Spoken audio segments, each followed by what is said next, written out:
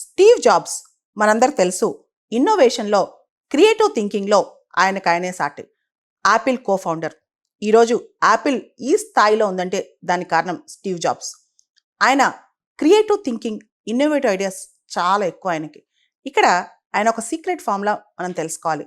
అదే 10-minute rule or 10-minute formula. ఏదైనా పెద్ద సమస్య వచ్చినప్పుడు, ఆఫీస్లో సాల్వ్ చేయలేనంత సమస్య వచ్చినప్పుడు 10 నిమిషాలు మన డెస్క్ దగ్గర, మన ఆఫీస్ రూమ్లో దాని గురించి ఆలోచించాలి. వీలైనన్ని సొల్యూషన్స్ తీసుకురావాలి.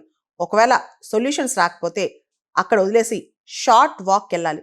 బయటికి వెళ్ళిపోయి వాక్ చేసుకుంటూ ముందుకెళ్ళిపోతూ ఉండాలన్నమాట. వర్క్లో అప్పుడప్పుడు షార్ట్ బ్రేక్స్ తీసుకోవాలి. అప్పుడప్పుడు వాకింగ్ చేస్తూ ముందుకెళ్తూ ఉండాలి.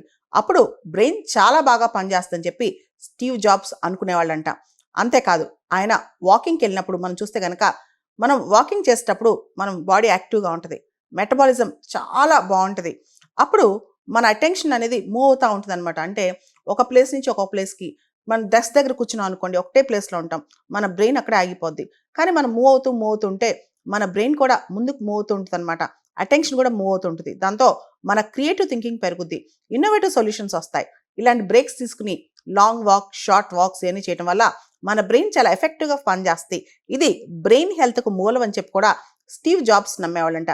దీనికి సంబంధించి చాలామంది న్యూరో సైంటిస్టులు కూడా ఇది కరెక్ట్ అని చెప్తున్నారనమాట.